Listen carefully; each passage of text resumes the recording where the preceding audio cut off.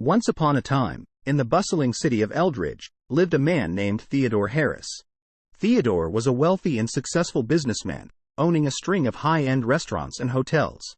However, his success was accompanied by a reputation that painted him as a harsh and hardened employer. He has got resilience towards people of color.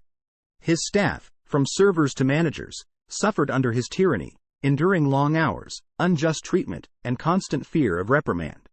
Theodore's primary target for his cruelty was his loyal Mexican assistant, Maria Ramirez. Maria had been with him since the inception of his first restaurant and had endured countless instances of mistreatment.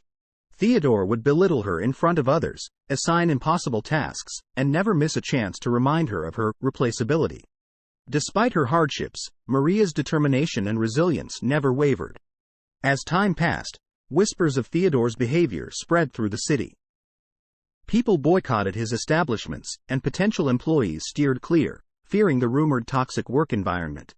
Theodore, however, remained oblivious to the consequences of his actions. He believed that his success entitled him to treat others however he pleased. One fateful evening, as a storm raged outside, Theodore's world began to unravel. While finalizing details for a new restaurant opening, he received a call that turned his blood cold. His accountant informed him of a major financial fraud within his company, embezzlement on a massive scale. Panicked, Theodore started an internal investigation, only to discover that the mastermind behind the embezzlement was none other than his most trusted manager, Richard Turner. Richard had endured Theodore's harsh treatment for years and saw this act as his way of seeking revenge. As the truth unfolded, Theodore faced a dilemma.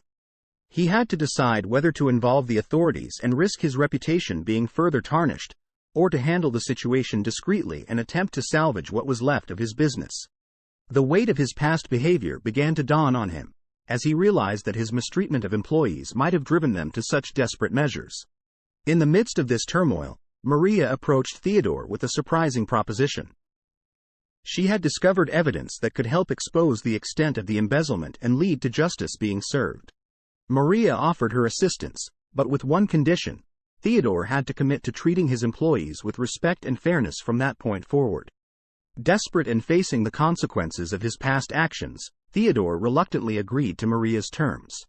With her help, they managed to uncover the truth behind the embezzlement and bring Richard to justice. The revelations shocked the city and caused even more damage to Theodore's reputation. In the aftermath, Theodore began to implement changes within his business. He revamped his management approach, instituting fair labor practices, reasonable working hours, and open communication. Slowly but surely, his establishment started to recover. Customers returned, and potential employees saw promise in the new work environment. Over time, Theodore realized that the transformation of his business was merely the tip of the iceberg. He had to address the root of the problem, his own attitude and behavior. He sought therapy to understand the reasons behind his need for control and power. Through introspection, he came to terms with his past and began making amends with those he had wronged. As Theodore continued on his journey of self-improvement, he found himself drawn to the idea of reconciliation with his former employees. He realized that in order to truly make amends, he needed to confront his past and apologize for the pain he had caused. One by one, he reached out to his former staff members, inviting them to meet and discuss their experiences. The first meeting was with Maria, the woman who had stood by him through thick and thin. Theodore spoke sincerely, admitting his mistakes and the pain he had caused. Over time, Theodore's meetings with his former employees continued. Some were hesitant to forgive, while others were more open to reconciliation. The process was slow and sometimes painful, but Theodore was committed to making amends. He acknowledged his past behavior, took responsibility for his actions, and listened to the stories of those he had harmed. One particularly poignant meeting was with Samuel, a talented chef who had left Theodore's employ due to the unbearable working conditions. They met in Samuel's new restaurant, a bustling place filled with laughter and camaraderie among the staff. "I never thought I'd see the day when you'd step foot in one of my establishments," Samuel remarked, his voice tinged with bitterness. Theodore sighed, looking around at the vibrant atmosphere. "I've learned a lot since our time together. I'm not proud of how I treated you and others.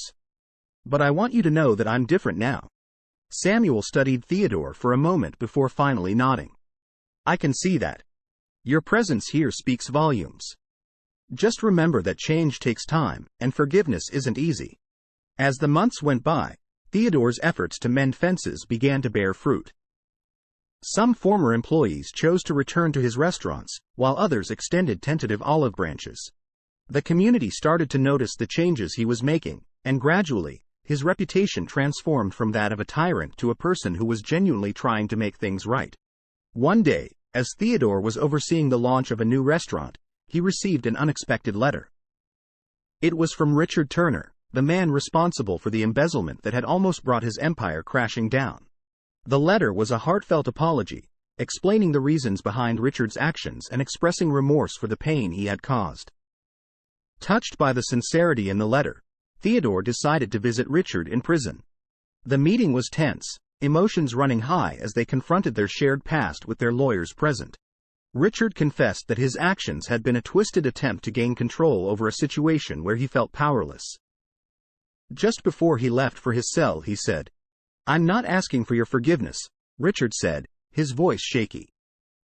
"But I want you to know that I've been reflecting on my choices. I realized that my actions were a response to the way you treated us." The meeting marked a turning point in Theodore's journey of redemption. It was a reminder that his past actions had far-reaching consequences and that the cycle of harm he had perpetuated had affected even those who had hurt him in return. In the years that followed, Theodore continued to rebuild his business and his relationships.